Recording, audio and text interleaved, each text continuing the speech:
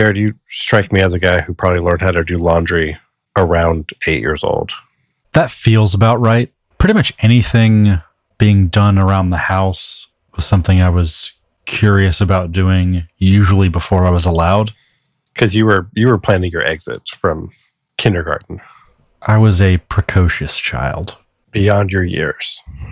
In some ways, and way behind in others. I was way behind in all fields, so... When did you... Well, you know what? I won't assume. Do you know how to do laundry? That's very kind of you. Thank you. I do know how to do laundry now. My sweet mommy, I think the laundry room was kind of her fortress of solitude, or it was just sort of a maternal domain that she insisted on keeping, but never once in my childhood was she like, hey, come over here. Let me show you how to start a washing machine. This is how you sort clothes. These are whites and colors and delicates and all that stuff. At some point, she taught me how to fold towels, and folding the towels kind of became like my only responsibility laundry-wise. Well, I think there's what they teach you, and then there's what they outsource. And those aren't always the same, because it's generally what they don't want to do that you end up actually doing. So I think our mothers were probably similar in that there might have been something meditative about laundry, where I was taught how to do laundry, but didn't really have to do it that early. But like mowing the lawn, the second I was physically able to do that, it's like, oh, you can do that. Yeah. I had an older sibling, so she picked up the lawn mowing before I did, but eventually that became my job too. But yeah, laundry was just mom's territory to an embarrassing degree. Like I remember getting to that doing laundry on her own phase of my life and not knowing how, and that being, a source of shame, where like, wasn't mad at mom, but kind of thought like, yeah, someone should have showed me how to do this at some point. It takes two, right? Because there's the responsibility of teaching you, and there's the responsibility of learning. I could have taken some initiative and been like, I know this is your turf, mom, but one of these days I'll have my own laundry room. So does this mean that you don't have a good sense for what the laundry stack was in your childhood home? What I mean by that is Tide, Snuggle. Are we using sheets for fabric softener? Are we using liquid? Only what you're comfortable sharing, because I know this might be like your sensitive topic. Yeah. Well, this might be like your security question at your bank or something. So, yeah, my childhood detergent. We were an all-free household. We were a dryer sheet household. I know that much because... Okay, sheets over liquid. Absolutely. That's a stance. The dryer sheets would be in the towel load that I would have to fold. So I at least knew that much, which I guess brings me to Home Alone. Have you heard of it? Remind me. There's this kid who learns how to do laundry, and then some other stuff happens. But in this particular minute that I want to discuss, he does some laundry.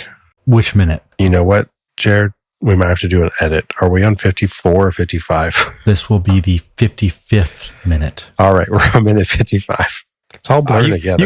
You can do that cleaner. Like a super confident, like, in fact, just for you and me to know this, I would love a super condescending response. Okay. Of like, don't you know it's 55, you moron? 55? Sorry, my bad. What do you think of when you think of the number 55? I don't know if anything specifically comes to mind. Maybe that's why what I think of is a rather deep pull that feels arbitrary. There's a background vocal that feels kind of like an ad lib in a Good Charlotte song. This is a weird deep cut. Where they're talking about having to ride the bus and someone yells 55.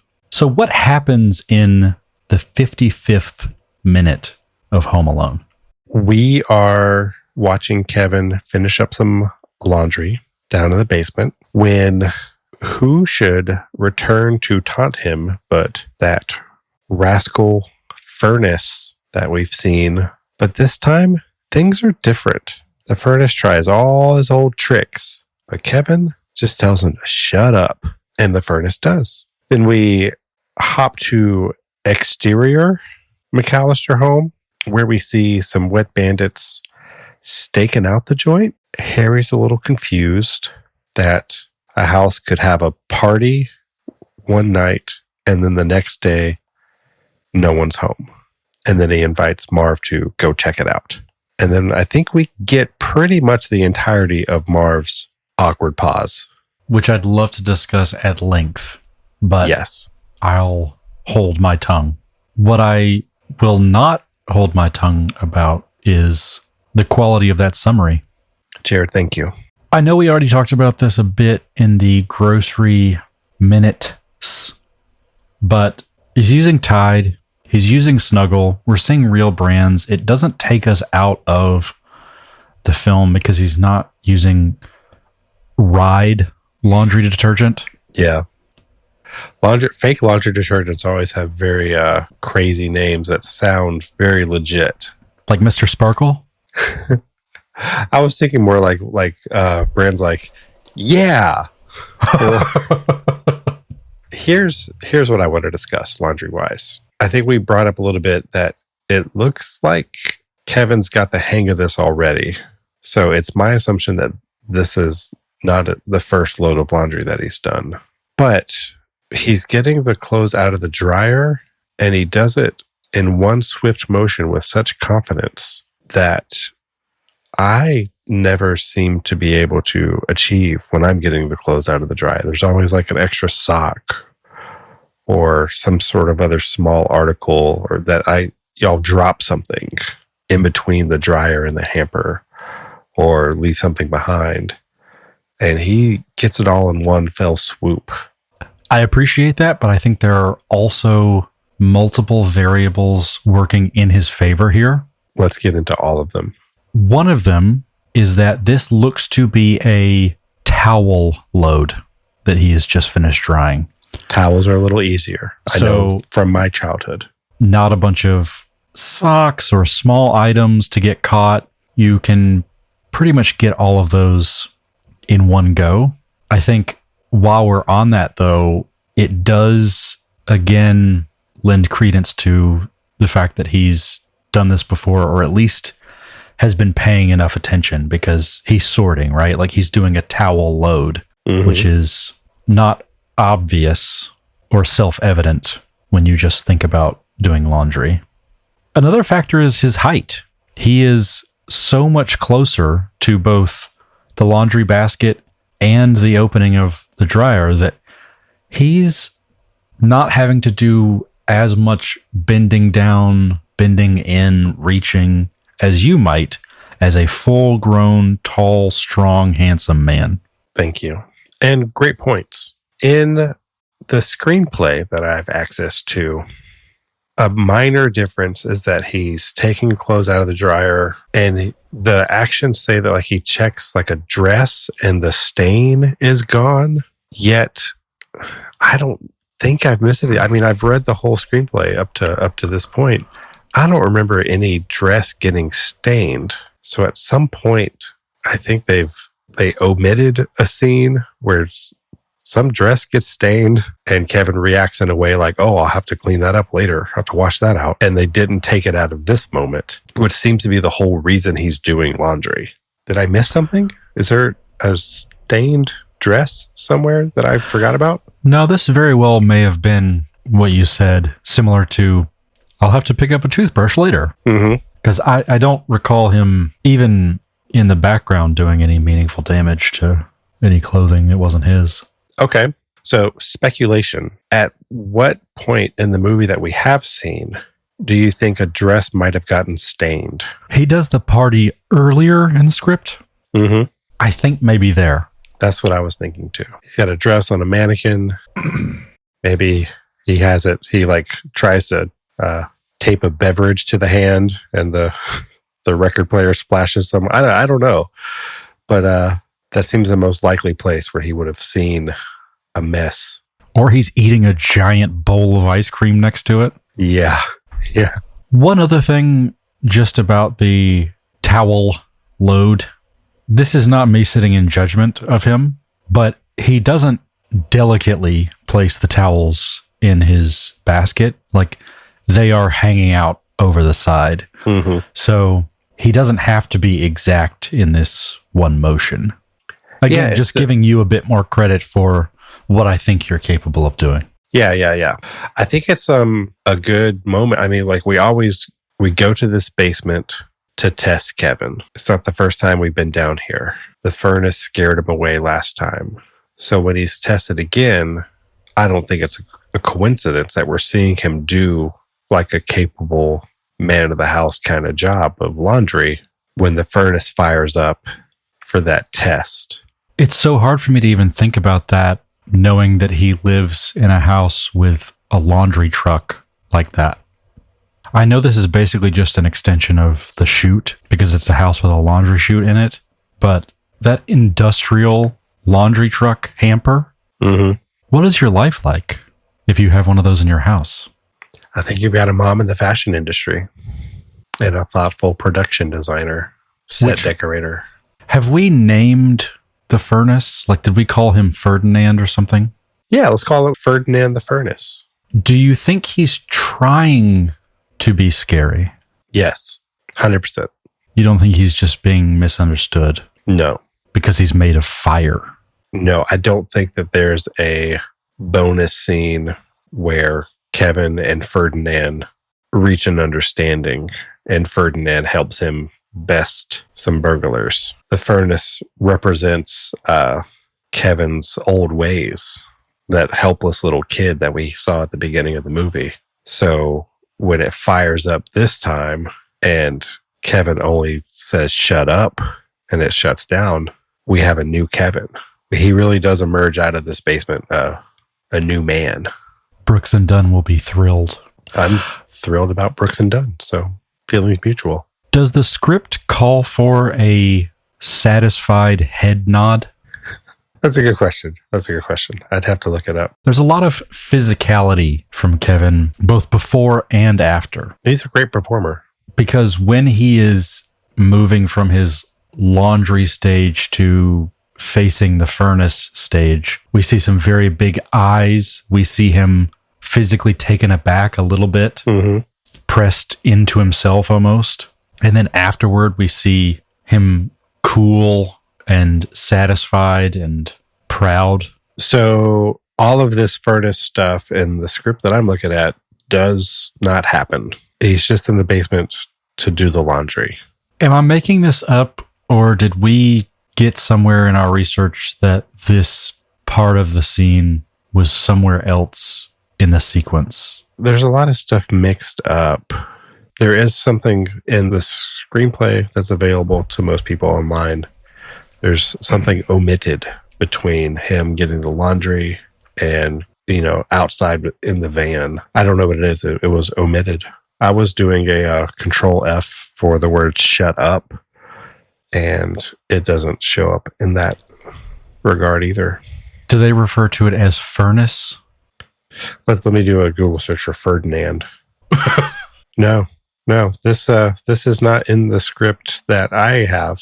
So at some point it got added, and we might recall that, the furnace was originally like this sort of nightmarish, like cartoon-like monster that kind of came to life to haunt Kevin. And this is there's suggestions of that it's, anthropomorphic in some way, but this is a much more toned down version of that, I think. So it would make sense that this developed over the production a little bit. So you rank this as a very pivotal moment in Kevin's journey. Like, you see this minute as a tale of two Kevins. Oh, yeah. Yeah, absolutely. Pivotal is exactly the word I would use. It's not a coincidence that we leave this moment and go right back to the real challenge that lies ahead for Kevin in the Wet Bandits, right? Because now he can do laundry. Now he's not afraid of the furnace. He's the man of the house. He can take care of these things. He's not the little kid that we met at the beginning of the movie. But does he have what it takes to take down the Wet Bandits? That's a question that gets raised And by jumping straight to them as they're deliberately staking out his home, that's the next question that gets raised for the audience. It's a good movie, Jerod. That's what I'm saying. Would you say it's so good? It's so good. Have you been watching? Have you seen this thing? I spaced out for about 53 or 54 minutes. Is this why you ask me what happened in each minute every week? It's the... I was going to make a Severance reference. He's like, you do know what this is, right? And he's like, assume we don't. Assume I haven't seen this minute. But let's not forget that they share this minute. And it's not just about the twin Kevins. We do see the Wet Bandits staking out this place. And I don't really know how to feel about this because, like you said, Harry is a bit confused. And he's wondering aloud. Mm-hmm. It feels a little like the world stops when we're not watching him. If I had to bless then press the Wet Bandits in this minute, I would say that Marv's awkward pause is one of the most beautiful moments of the movie, where they just let him sit there and stare off into space for a good long while, and it's perfectly paced. And then I gotta press Harry on this idea that, like, you can't have a party one night and then nobody be home the next day. That's a perfectly reasonable thing to happen. Number one, I like that you and I are back in agreement around pacing because it's the perfect length. Just him just staring off into nothing. You can see the wheels turn so slowly. It's like a perfect Swiss movement. It's a dead hamster on a wheel, just kind of swaying back and forth. So good. But number two, your point is exactly why I don't know what to feel, because I agree with you about his logic being flawed, but I also think that could be part of his character because he is a bit overconfident in his logic, right? He's a guy who was flaunting all of his strategies around getting the light timers and all these things. Mm-hmm. So it might not necessarily be that this was written poorly as much as he isn't the most logically sound person reasoning through something like this. Yeah, Harry has flashes of good ideas, and he's right here. His suspicions are correct that something's not right. I think where we see the beginnings of a mistake that he makes here, and telling Marv to go check it out. Right, Harry's trying to avoid the chore of going to check it out, or avoid the potential danger, or just the cold weather, or whatever it is, and he's telling Marv to go do it instead. When it's very clear that Harry's the brains of the duo, and this is a job for some brains. I think you just let your scout go and come back with something, and at that point you decide if it's worth you doing a further investigation. Because the simple thing of you send Marv, he looks in the window, he sees 20 people passed out on the floor, just like super hungover. Yeah. He walks back to the van. Okay, yeah, you were right to have sent him. Sure. The big lug can come back with that level of detail. Mm-hmm. And he doesn't really know that he's just sent his troop into the domains of a precocious, genius troublemaker who knows how to do his own laundry. When do you think Harry and Marv respectively learned how to do their own laundry? They both strike me as men who grew up without a mother figure. They seem like guys who are raised by guys. So I'm going to say that they learned early, but they didn't learn how to do it right. That's exactly it. Early, but not correct. Yeah. They don't own any white shirts that stayed white. So when Harry says, go check it out, mm-hmm. You can choose how to interpret what that pause is, but what do you see happening in that noggin, if anything? I think that's the fun thing, is that there's nothing going on up there. And Daniel Stern does such a good job evoking that. I think in the next minute, we're confirmed that he heard him, just didn't think that he meant right away. Yeah, so it's like, yeah, I should go check that out. I will go check that out. He's not a take action kind of guy. Sometimes you got to tell the Marvs in your world to do something twice.